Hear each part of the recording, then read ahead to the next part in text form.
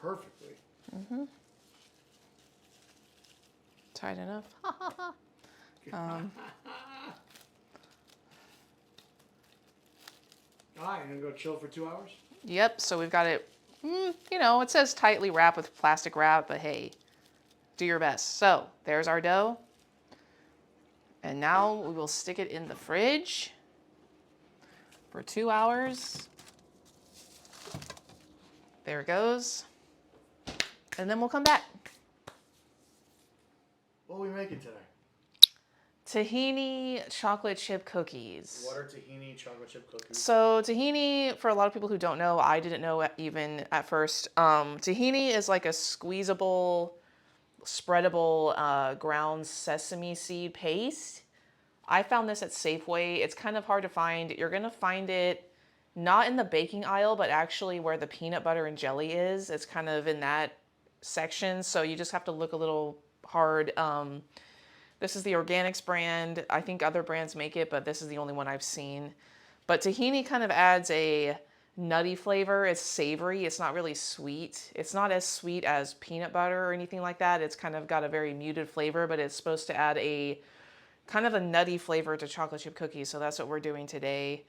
I have all my ingredients already measured out. And with baking, I recommend people measure everything out prior to starting, because this is not something you can just throw together as you go unless you're very good at measuring, which I'm not. So I always use a food scale. A lot of recipes will give you half a cup, 1 teaspoon, 1 cup of whatever, but they'll also put in parentheses the grams.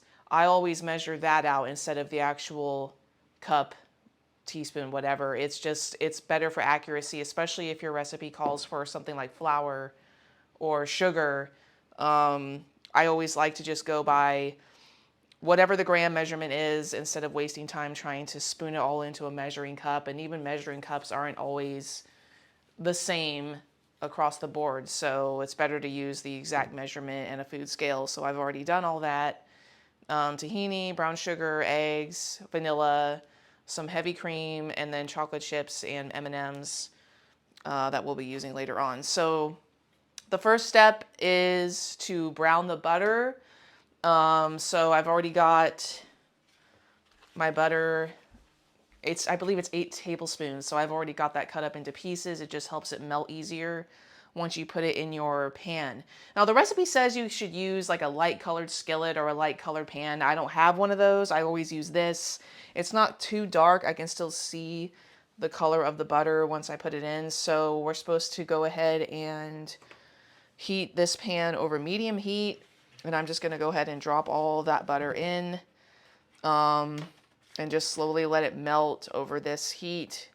And what browning your butter does is, a lot of people don't know this, when you melt and brown butter over, I think it's 5 to 8 minutes is what the recipe says. We'll see how it goes. But it kind of releases a nutty flavor. When you brown your butter, it's supposed to add a more rich flavor to whatever you're putting in. I know a lot of cakes call for browning butter. A lot of cookies call for browning butter. It just makes it, I don't know. It's like once you melt it, you can just smell it, and it smells almost like a caramel or something like that. But it just makes a richer flavor instead of just doing regular butter. Obviously, if you're pressed for time, you could probably get away with just using regular melted butter, but that's boring. I want this recipe to, combining with the tahini, I think is going to be a really great flavor combo. So this is going to take a while. You have to do it very gradually because you don't want to burn your butter. I'm going to just turn this up a little bit because obviously everyone's stove is going to be at different speeds for heating. This electric one is usually pretty good, but yeah, so you just want to keep your eye on it. You don't want to let it just sit just because, again, you don't want it to burn. And browning butter can be a little bit tricky if you don't mind, and you're looking for like a deep amber color, almost like I said, like caramel. That's when you kind of know that your butter is good to go, because you don't want it to boil. You don't want it to be taken too far, because then you risk, like I said, you risk burning it, and then you add that burnt flavor to your recipe, and it's just not going to be that great. So as you can see, this pot, it's not a light colored pot, but you can definitely see what your butter color looks like. And then you can also go by your, the smell as it gets further along. So this is pretty much already melted, which is good. I'm just using a rubber spatula to keep things going. So yeah, now after this stage, now is when we really have to just keep your eye on it and just continue to manipulate that melted butter into brown butter. So After it melts, how long does it take to brown? after you melt it, it should take about, depending on your stove and how high you have the heat, it should take maybe 5 to 8 minutes. So as you can see, like, mine's starting to kind of froth and bubble up. I'm going to turn that down a little bit. So yeah, this is when you want to just keep your tool in the butter so you can kind of see what the color is, because it does foam, which is what it's supposed to do. All right, so the magic of video editing will come back after the browning process. Sounds good. All right, what now? Okay, so it's not quite at the stage I want it to be yet, but it's getting there, because if you smell this, everyone knows what melted butter smells like, and that's what this kind of is. But it's starting to get that, like I said, that nutty, almost like a toffee scent, like, again, like a caramel. But and I'm really keeping this moving now, because you don't, like I said, you don't want to keep this sitting, because you don't want hardened lumps of butter or whatever coming in. It's like caramel, you kind of have to really watch it. But you see, it's getting a little dark now. It's like a darker yellow. But we're looking, like I said, we're looking for that amber color. So we're almost there. Just a few more minutes probably. So now it's really, yep, now we're definitely at that stage. See how it's getting brown? That's exactly what we're looking for. So I'm going to let this go for a little bit longer, and then it's getting, yep, it's right at that amber color, and you can really smell that nutty. All right, so I'm going to turn down this heat, because this is browned. Watch out. And then I'm going to pour this into, hopefully safely, into this pan. See, like, perfect. Just get all of that. Don't have to be perfect, but the more the better. So yeah, you can definitely see as I stir this, see how it's a brown amber color, like almost like honey, but no, it's just brown butter. So this is gonna cool now for 5 minutes, and we'll move on to the next step. Oh, so we gotta wait for that to cool? Yes, so we have to wait for this to cool. Now that I put it in this glass dish, we have to let it cool now for 5 minutes. So while I'm doing that, just a background, I love baking. I've been baking for years, probably since I was a teenager. I obviously enjoy making my favorite stuff, but cakes are my number one.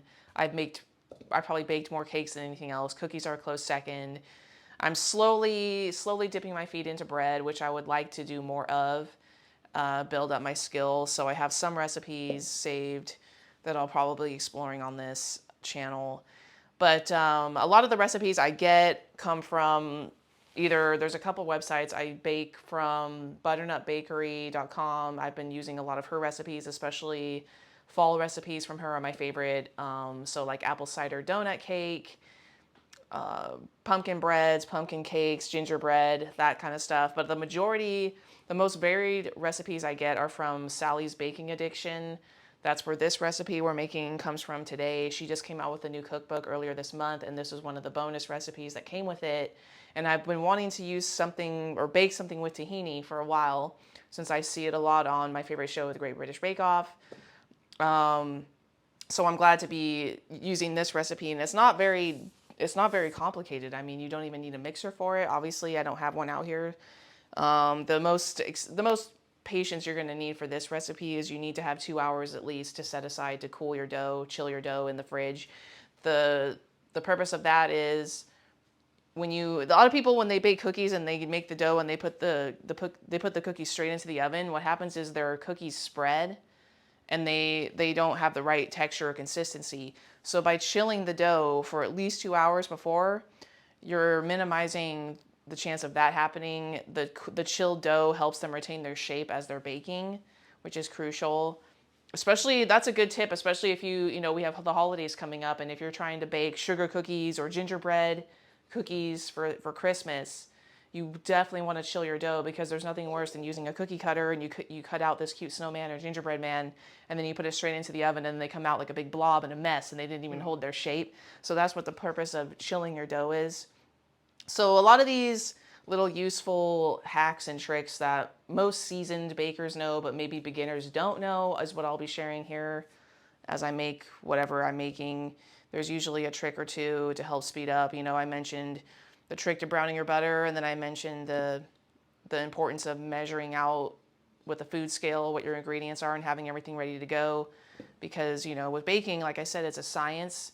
You cannot, in a lot of cases, you cannot deviate, because everything is measured out precisely to go together, especially if you're using something like baking powder or baking soda or yeast. You have to measure those out specifically, because there's such a thing as putting too much baking powder and then you can taste it in your recipe, or you don't put enough and you don't get enough rise.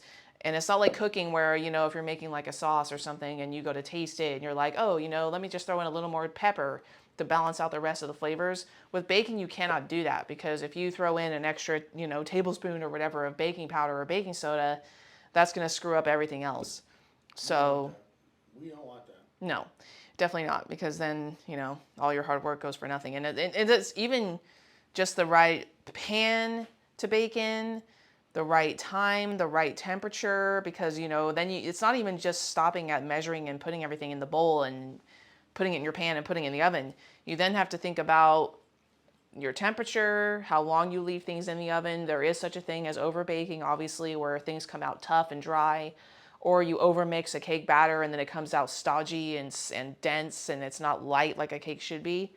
So there are a lot of little nuances with baking that you really have to pay attention to as opposed to cooking. So I'm definitely going to be exploring more of that on the channel as we go through. Okay, so it's been about 5 minutes or so, and I gotta say, I just poured this brown butter into a bigger bowl because we are going to add some ingredients to this and whisk it. But I have to say, this smells so good.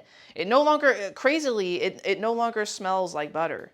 It smells like toffee or some sort of peanut brittle nuttiness. Like I said, that's when you know you've done your butter right. So I'm getting every drop I can into this. And I have my phone with the recipe on it, so I'm going to be referring to that quite a bit as we go on. But yeah, this is looking bomb. So just going to give that a little bit of a mix again in case any of it kind of... Okay, so that is our brown butter. Now the next step we have to do is we're going to add the tahini to this. So again, like I said, tahini is a ground sesame paste. It's not as thick as peanut butter, but it is, you can see the consistency. So just double checking, add the tahini to the bowl with the brown butter and whisk until combined. All right, so we're gonna pour this in to this bowl here. Definitely gonna need some help with a spatula to get all of that in as best as you can. Because again, I measured all of this with my food scale to make it accurate as possible. Get in. Rubber spatulas are really the best utensil you can use for this stuff because they're so malleable. And they can really get pretty much all of the ingredient in. I mean, you don't have to spend 3 hours doing this, but the more the better. Okay, so that's about as good as we're going to get it. So that's all there. And now we are going to take our whisk, and I'm going to use this small one, and combine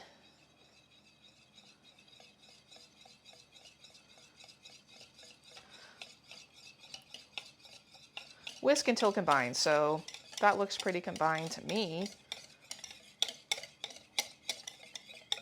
Wow, that smells great. It almost smells like a sesame, it smells like a sesame brittle because of the nutty butter and that.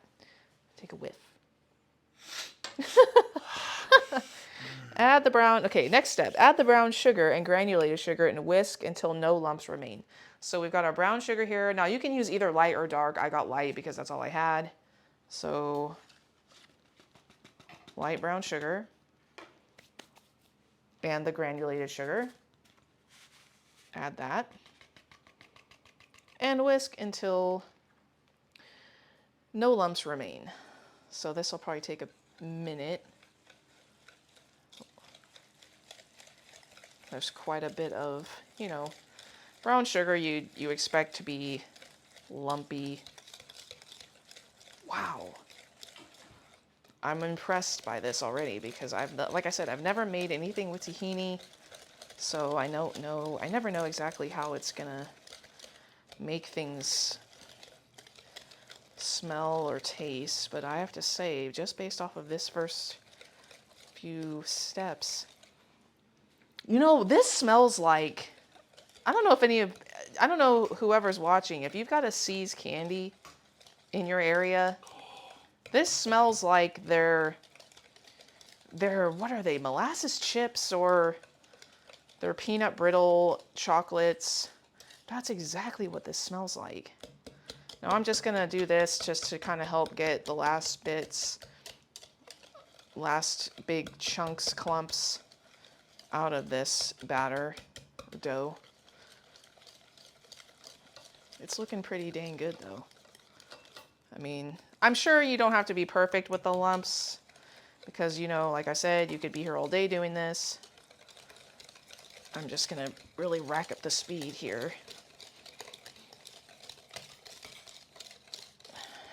Okay, so I whisked that the best I could. Like I said, get all those lumps out. If there's a few little lumps left, I'm sure it's fine because we're not done with this dough yet anyway. So now the next step is whisking the egg and the egg yolk, which I've already measured out. And also a lot of... Who measured out? Myself and Dominic both. What did I do? You helped separate the egg because I needed one large egg yolk and one full egg. Thank you for my kitchen assistant. Yes.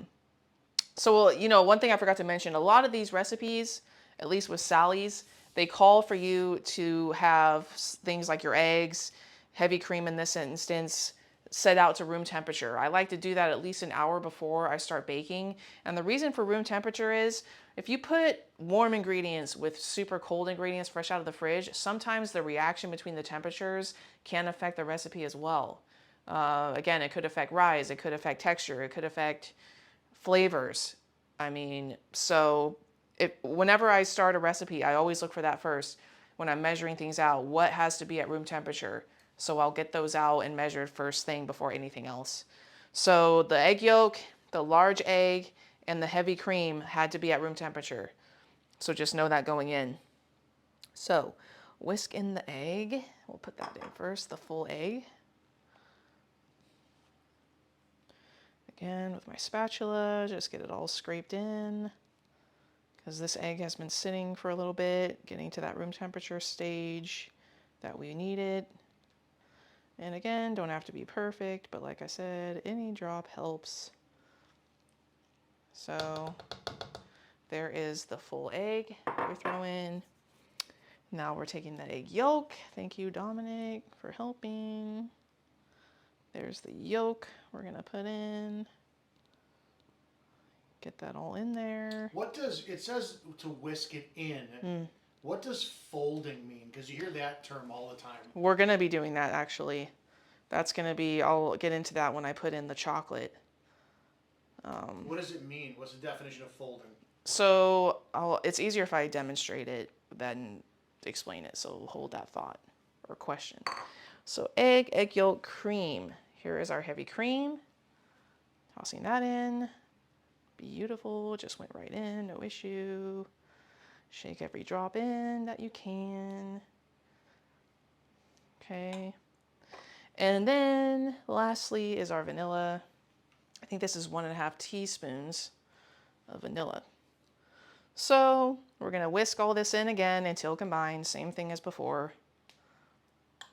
Set down this. All right. Now we're going to whisk all of that. And I'm going to be a little slow to begin because there's a lot of wet ingredients. I don't want to splash it all over the place. That would not be good. So we're whisking all of this now to combine. Yeah. It's looking pretty liquidy, but thankfully we are adding in bread flour. Now this is interesting because I don't think I've ever made a cookie recipe that calls for bread flour. Bread flour you typically use in bread, but there's got to be something. My guess is bread flour probably gives these cookies a certain consistency. So hey, we're gonna do it. Okay, so we've whisked all that. The next step is to throw in your bread flour, salt, and baking soda. So we're gonna go ahead and start with the bread flour, which again, I've already measured out. That handy food scale always does the trick. Don't have to be perfect again, but I'm pretty rigid with this stuff, so whatever I can get in there. Okay, so there's the bread flour, salt, and your baking soda. I had to check that a few times because it's like, do I want breads? What's the difference between baking soda and baking powder? You know, I'm not exactly sure what the difference is, but I think one probably is better for cookies and one is probably better for other stuff, I'm guessing. So now you're just going to mix all that together with a spoon. So again, I'm doing this very gently because of this bowl size. So we're going to just mix all of that the best we can. And again, I swear by silicone tools because they just glide better and they get the ingredients all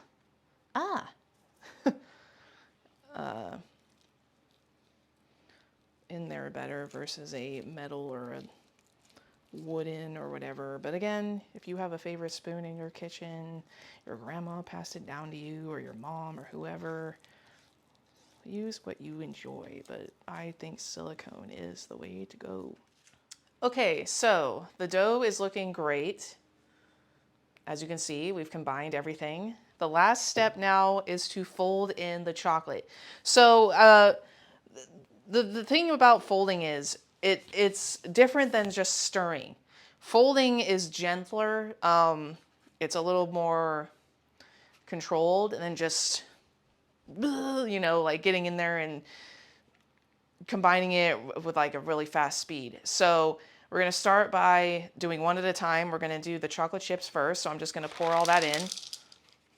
Now with folding, let me move this. With folding, you're just going to literally do what it says. Fold it in to your dough. So you're just gonna, in this case, I'm just kind of scooping and folding over.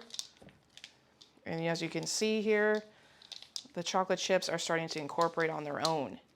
I'm not forcing by mixing or stirring. I am not forcing them to combine. They're just doing that on their own as you continue to fold it over. And this is going to, by folding, you're not over mixing. You're being a little, like I said, gentler, softer with this step. Yes, no rough. No rough on this. We're not kneading bread. We're not trying to activate anything. So there's the chocolate chips. Fold it in. So we're gonna do the same thing now. Now I have Halloween M&Ms because, you know, spooky season is upon us. We're only a couple days left until we hit October. So I'm gonna make these fun and festive. All right, so same thing. We're gonna go ahead and pour in the marshmallow M&Ms. And again, same thing. This is a little louder. we're going to fold in those M&Ms. We want this dough packed with chocolate and chocolate chips because that's what this recipe is. It is a tahini chocolate chip cookie. So again, make sure you are scooping and folding over from the bottom so you're not missing any dough. And this actually is the perfect size bowl for this because everything is compactly getting mixed in very evenly for the most part. I mean, you don't have to be perfect, but yeah. Okay. I think that's as good as we're going to get it. Now, obviously, once we make the dough into balls to put on your cookie sheet, You said balls. I know, there's no other way to, okay, maybe I could have said rounds instead of balls, but whatever. So, this is looking very well combined. I'm again just making sure that nothing is hanging out there at the bottom of the bowl. But again, thanks to my trusty silicone, it scoops all that right up. Okay, so now is the quote hard part, and that's letting your dough chill. So this recipe says just leave it in this bowl and cover tightly. So I'm gonna go ahead and do that and pop it in the fridge for at least, it says 2 hours or up to 3 days. I'm doing the minimum, which is 2 hours, because the longer you let your dough chill, the longer you'll need to let it sit at room temperature. So if you do more than 2 hours, just know it'll say, hey, if you do that, you need to let your dough sit at room temperature when you take it out, because then it'll be easier for you to shape into your rounds to put on your baking sheet. So that's the first step. After 2 hours, we'll come back and start shaping and baking. Okay, so my dough has officially chilled for a little over 2 hours. I let it sit at room temperature for 15 minutes. So it's looking very good, nice and cookie dough-ish. I have the oven preheating to 350. And the recipe says that you can either use a cookie scoop to make about, a medium-sized round of cookie dough, or you can measure it on a food scale. Once again, it's, I think, 45 grams per cookie. So I'm going to be using my food scale and a bowl here. And then my pans. I want to say this. The best pans on the market are by USA Pan or Nordic Ware. USA Pan is my preferred brand because, as you can see, it's kind of a fluted bottom on the pan, and that allows for equal heat. I am a big fan of light aluminum baking pans, tools, whatever. They're just the best. These are the extra large cookie sheets. I just put some parchment paper on them to help them not stick. And we'll go from there. So I'm gonna just start getting, what I'm gonna do it with my hands. I don't have a cookie scoop. I prefer to use the food scale. So really you don't have to do anything fancy. It's just getting a ball of dough and trying to get it as close to 45 as you can. It doesn't have to be perfect. I think this recipe says it makes about 20 to 22 cookies, roughly. Okay, there's 45. And it says to put them on the pan 3 inches apart about. It doesn't have to be exact, but you might end up having to do multiple batches, which is fine because not all your cookies are going to fit onto one sheet. This is close enough. So, I'm just going to wing it, do it by eye, whatever, as far as placement goes. Because again, we chilled this dough, so it should not be that difficult or hard to shape it, and then the spreader factor in the oven we'll see how it goes. But that's about it. I mean, you're just shaping these into standard cookie dough balls, rounds. And that's all you have to do. How long are you gonna be in the oven for? Well, until it's ready. It's 350. So what is that? What's a normal cookie bake at that time? Oh, so these take 13 to 15 minutes, I think is what it says. So I usually will aim for right in the middle. I always start with like, I don't go for the higher time because again, you have to gauge your oven. Everybody's oven is different. Some bake faster, some bake slower. You just have to kind of eyeball it. But if you're not sure, then I recommend starting with the lower end of the time. And then if it's not done, add another minute or two and just see where you Is land. there a difference between adding like the parchment paper, baking on that, or just like a spray, like a butter or Pam, or what are the pros and cons between butter on a tray versus parchment paper?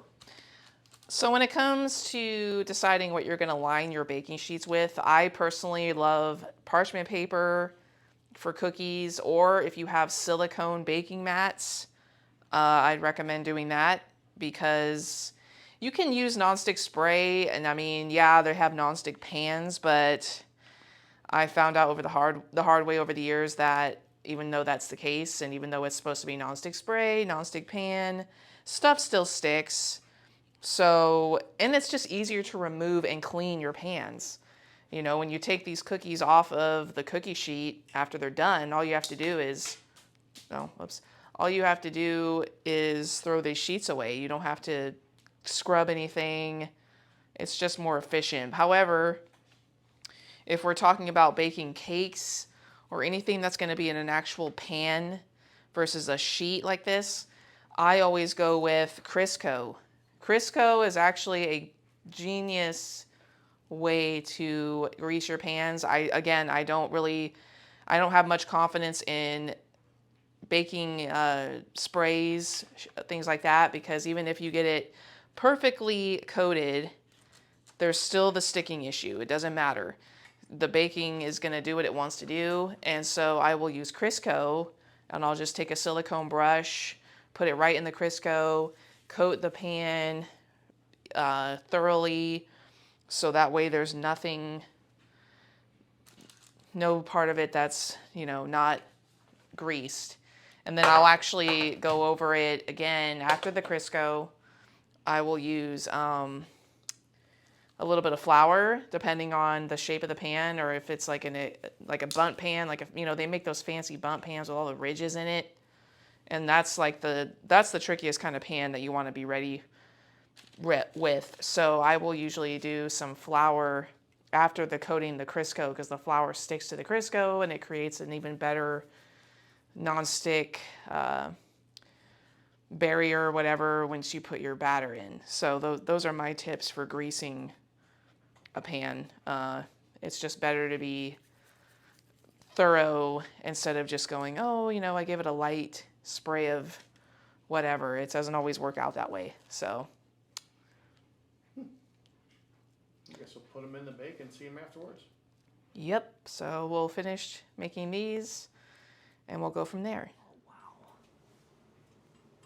Yeah? Yeah. Oh, yeah. Okay. How are they looking? They're looking good. All right. Let me just see. So it says, So what happens if they overbake?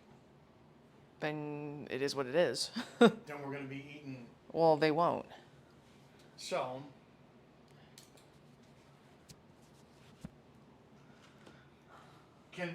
Is there a distinctable difference between like soft baked cookies and like what about that? Soft, I don't know. Everyone's different when it comes to their cookie texture, but I am not a fan of really crunchy, hard cookies. The only time I kind of like that is when it's like a gingerbread or something that's a little bit more robust. With chocolate chip cookies, I'm a big fan of a crispy crispy outside and soft middle. So we'll see how these look. They've been in for 12 to, I think 13 minutes is what I did. So they don't look quite crispy enough on the outside yet. I'm gonna do 2 more minutes. And after that, I think it'll be fine, because the thing about cookies is when you take them out of the oven, even though they might look a little underdone, cookies continue to bake and cook as they're sitting on the hot rack, the hot pan.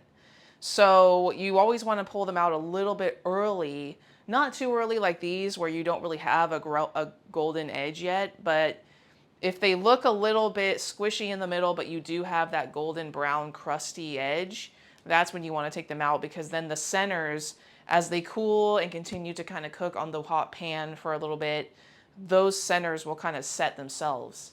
So that's the key. If you like having a, perfectly baked cookie, that's what you want to do. You don't want to leave them in to where they are dark, dark, dark all across, because then that is going to be an overbaked cookie, and then you're probably not going to want them to be very crunchy, because as they cool, they're going to continue to set, and then if they're too baked, you're just going to have a more crunchy bite versus a crispy soft bite, if that makes sense. So I have a little bit less than a minute left, and I'm thinking by the time I bring these out, they should be about the right consistency and the right color. So we'll see.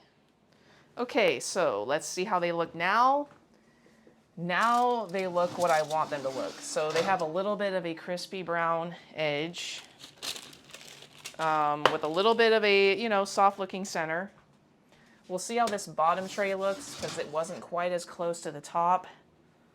I think those look good as well. I'm going to set them on here on this little cooling mitt. But yeah, as you can see, and we're going to check the recipe. It says, blah, blah, blah, bake for 12 to 14 minutes, which is what I did, or until the edges of the cookies are lightly browned and set. The centers look very soft, but the cookies continue to set as they cool. So exactly, the center of the cookies all look a little bit soft, but as these continue to set and cool, those centers will kind of smooth itself out, and then we'll try one. And then how long should somebody let them set for? So ideally, you want to let them sit on the actual baking sheet for a little bit, maybe 10 minutes. And then after that, you want to transfer the cookies to cooling racks. And I think with those, you want to let them cool for maybe another additional 30 minutes. I don't know, I'm not like the other people. I don't really like a freshly baked cookie out of the oven first thing, because it's really soft, it's messy. I like to let the cookies set so I can kind of get the full experience. But again, your mileage may vary on that. Some people can't wait and they're like, I have to try it now. These, I'm pleased with the actual shape of them. They're all pretty round, a little different in size, but it is what it is. Obviously, the distribution of the chocolate chips and the M&Ms played a role in that. When you put stuff in a dough, a batter, whatever, bread even, you kind of run the risk of, the baked good kind of taking its own shape depending on how much you have in each one. So yeah, I'd say total you should cool them on the sheet 10 minutes, move to baking rack or cooling rack for additional 30, so 40 minutes total. You could go the full hour if you want to as well. It's whatever you prefer. But yeah, these look great. We'll be trying them later. Should Yes. everybody subscribe to the channel? Yes, go ahead and subscribe to the Brown Paper Bag Show. I'm going to be doing a lot more baking. Dominic's. Should they like and comment? Like and comment, share, and if you like what you see, there will be future bakes from me and more cooking from Dom. So I'm excited to give these a try. I've never had anything with tahini, and I can tell just how they smell. It smells, if I had to describe, they do smell like a chocolate chip cookie, but there's a bit of a nutty, like I said, it's a sesame paste, kind of creamy sesame paste. So I feel like the tahini is going to give these an undertone of like a nutty flavor. And combined with the brown butter that we did at the start of this, I think it's going to elevate that. So really looking forward to seeing how these taste. All right. Well, Yeah. everybody kiss. Tell them bye. Bye. I have at it. Okay, so the cookies are just about cool. They are, the best way to tell is if you lift them up, they're not like falling apart or like sinking as you pick them up. These are pretty stable. Stiff. Yeah, but I mean, they're soft in the middle, which is what we want. So I'm gonna pick like one of the best looking ones here. This one I want to try because it looks a little bit on the thicker side. So we'll go ahead and. Oh. What? Perfect. All right.